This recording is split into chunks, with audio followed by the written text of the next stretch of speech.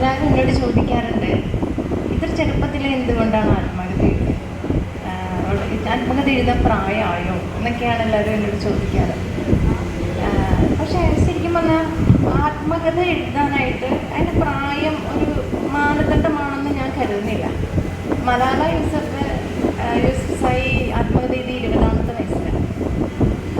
അപ്പോൾ ശരിക്കും ആത്മകഥ നമ്മൾ എഴുതുകയല്ല ചെയ്യുന്നത്, സമൂഹം നമ്മളെ എഴുതിക്കുകയാണ് ചെയ്യുന്നത്. നമ്മളെ സവിശേഷമായൊരു ജീവിതമോ അനുഭവങ്ങളൊക്കെ ഉണ്ടെങ്കിൽ അത് ആ കാലഘട്ടത്തിൽ തന്നെ അടയാളപ്പെടുത്തേണ്ടതുണ്ടെന്ന് ഞാൻ കരുതുന്നു.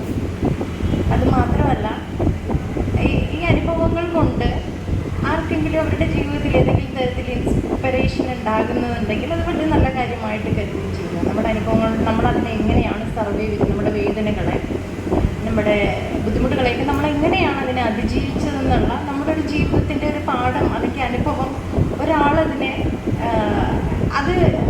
അത് ഉൾക്കൊണ്ടുകൊണ്ട് അവരുടെ ജീവിക്കാൻ പ്രേരിപ്പിക്കുന്നെങ്കിൽ, അവർക്ക് ധൈര്യം ഉണ്ടാകുന്നെങ്കിൽ അതൊക്കെ വളരെ പോസിറ്റീവായിട്ട്, അല്ലെങ്കിൽ അത് വലിയൊരു കാര്യമായിട്ട് ഞാൻ കാണുന്നുണ്ട്.